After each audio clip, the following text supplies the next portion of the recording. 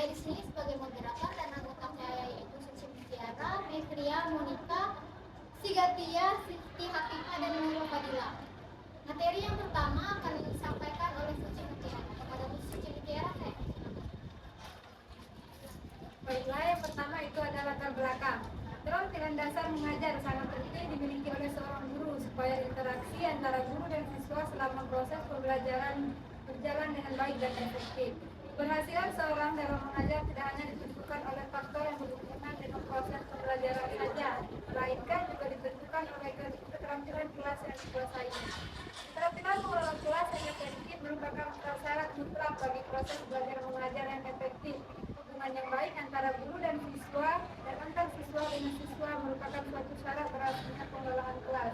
Suatu kondisi belajar yang optimal dapat tercapai jika guru mampu mengatur siswa dan mengendalikannya dalam suasana yang menyenangkan tempat pembelajaran. Baik, materi berikutnya akan saya serahkan kepada Mekria.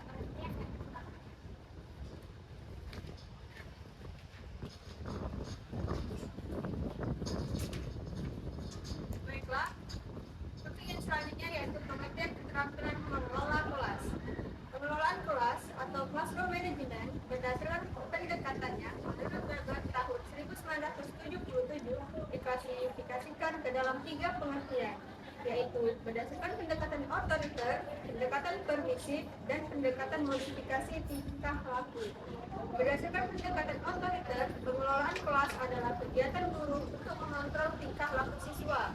Pendekatan permisif mengartikan pengelolaan kelas adalah upaya yang dilakukan oleh guru untuk memberi kebebasan kepada siswa untuk melakukan tingkah laku, merupakan upaya untuk mengembangkan dan memfasilitasi perubahan perilaku yang bersifat positif.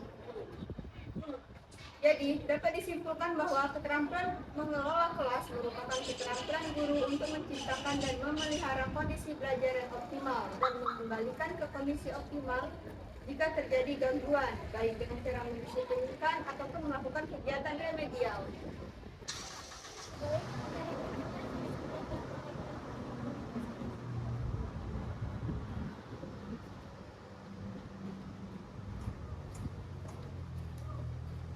B. Tujuan keterampilan mengelola kelas.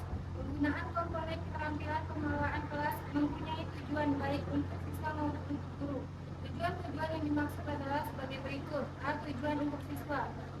1. Mendorong siswa mengembangkan tanggung jawab individu terhadap tingkah lakunya serta sadar untuk mengendalikan dirinya. 2. Membantu siswa mengerti akan arah tingkah laku yang sesuai dengan pengingat dan bukan kemarahan.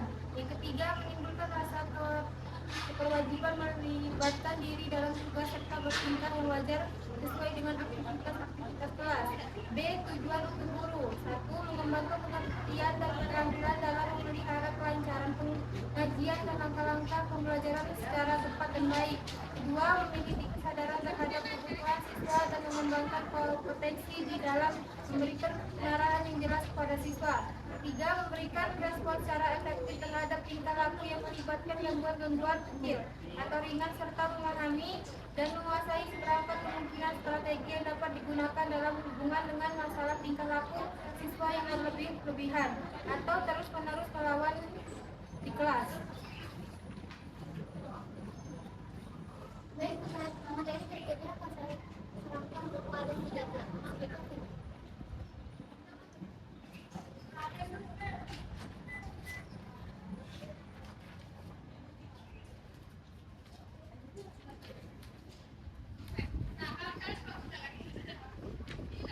Komponen dan prinsip keterampilan mengelola kelas. Keterampilan mengenal kelas. 1. Keterampilan yang berhubungan dengan penciptaan dan pemeliharaan posisi belajar yang optimal. A. Menunjukkan sikap bangga. B. Membagi perhatian.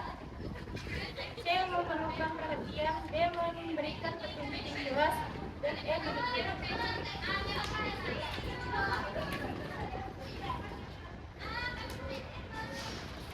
Baik, materi berikutnya akan saya serahkan kepada Siti Hakimah.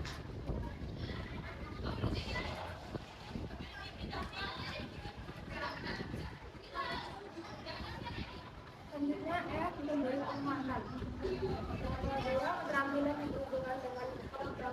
kondisi belajar yang optimal.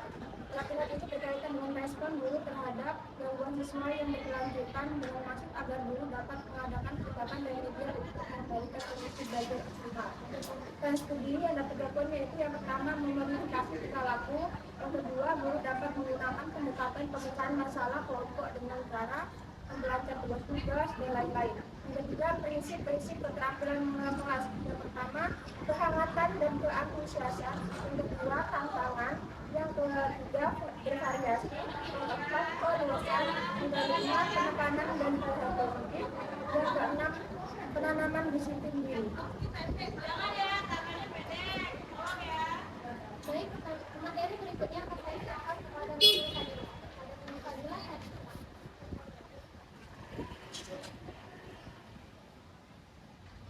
Peran guru dalam strategi pengelolaan kelas.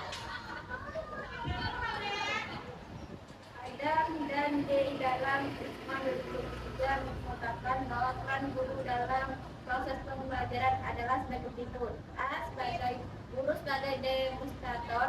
2. B. Guru sebagai evaluator. C. Guru sebagai pengatur kelas. D. Guru sebagai fasilitator.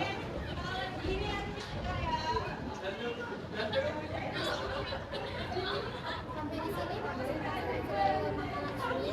Kesimpulan dari pengalaman hari ini yaitu keterampilan mengelola adalah kegiatan guru untuk menciptakan dan melakukan yang optimal dan keterampilan yang mengembalikan kondisi belajar yang bila terjadi gangguan dalam proses belajar, baik yang bersifat gangguan kecil dan sementara maupun gangguan yang berkelanjutan.